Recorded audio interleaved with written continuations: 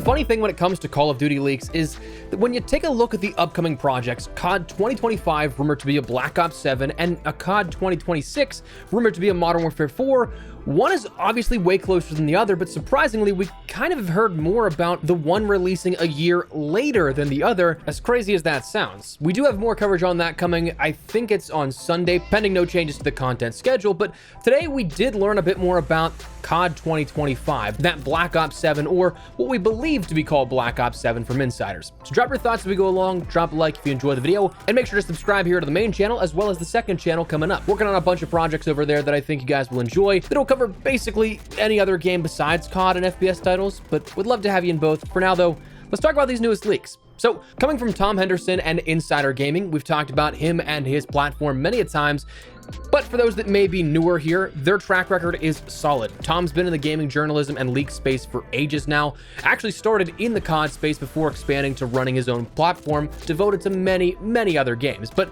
today he put out a report that said, exclusive, Call of Duty 2025 planned to have 6 fully fledged round-based zombies maps. Okay, you've already piqued my interest here, so what does this entail? Well, in this report, Tom states, Insider Gaming has learned that Call of Duty 2025, which will be led by Treyarch Games, could have a total of 6 round-based maps during the game's lifecycle. Details of what Call of Duty 2025 is shaping up to be already is an open secret, including that the game is a Black Ops 2 sequel, and that the original Zombies crew is likely making a return. In the map's early development, it's understood that the plan for Zombies was to build the maps from the ground up to allow them to be played in different game modes, including traditional round-based, grief, and outbreak.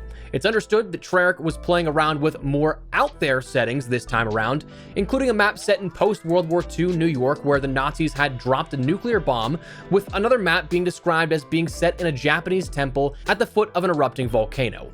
Other ideas, including a map set in Vietnam, one in Afghanistan, and another out there idea of being set in a space station in the dark ether.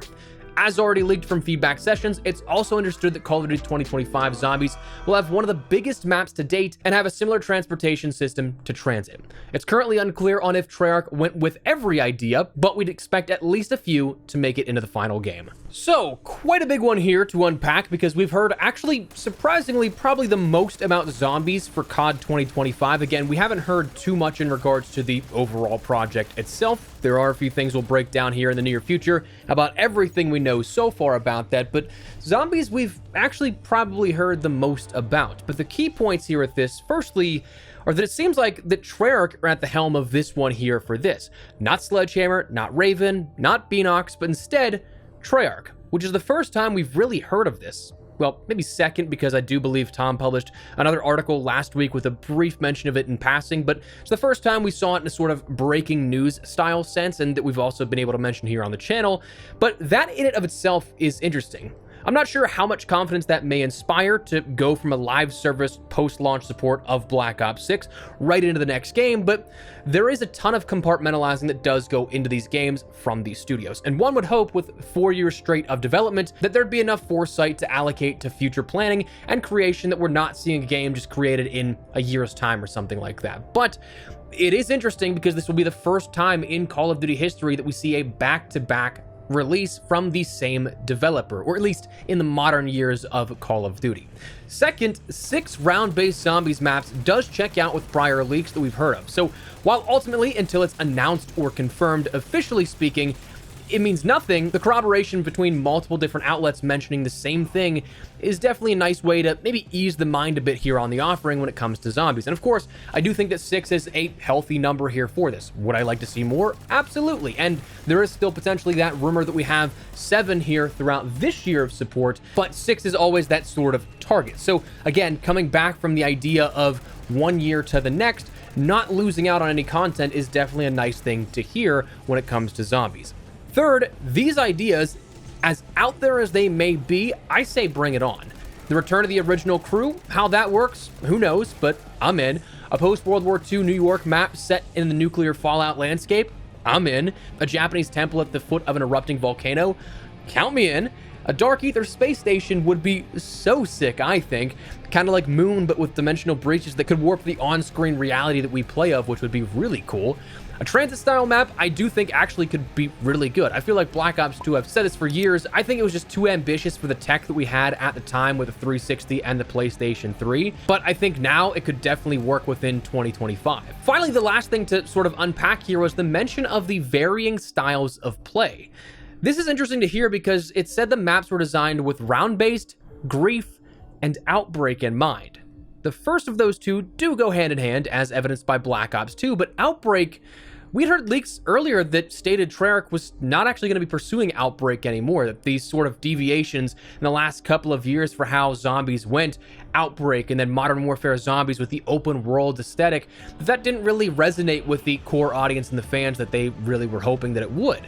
So for them to then kind of backtrack and then go all the way all in on round-based like we see with this year, and as was originally planned and rumored for next year, it's interesting to see that this is now coming back into the conversation.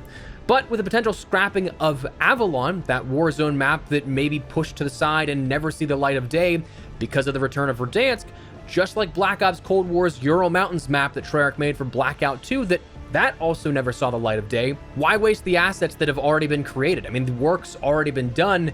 If you can just do a little bit more to completely shift and alter how that content would be distributed, obviously that's something that they might want to pursue, so that it's just not lost investment on that sense.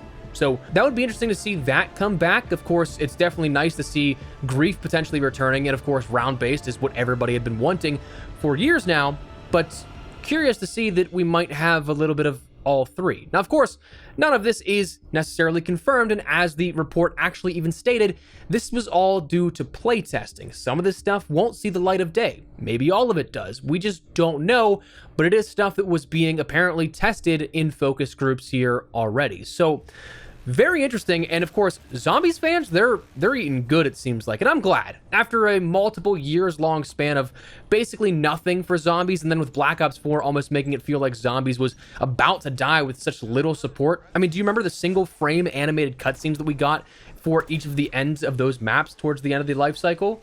That was crazy that was all that we got, with budgets being absolutely slashed with that, so I'm okay with Zombies eating. And of course, with the sort of potential theory that Warzone might be sunsetted here in the next 2 years or so, we might start to see some of that focus also go back to multiplayer here with this as well.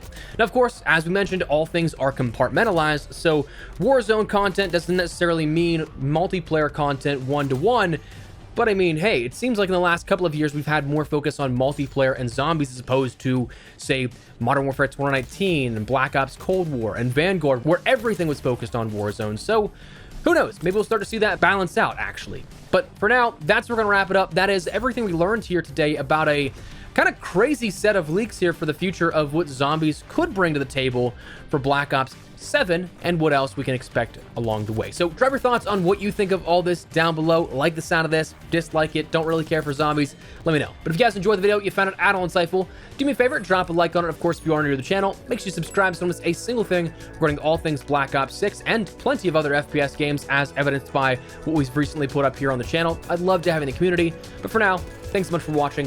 My name has been Espresso. I'll see you later. Take care and peace.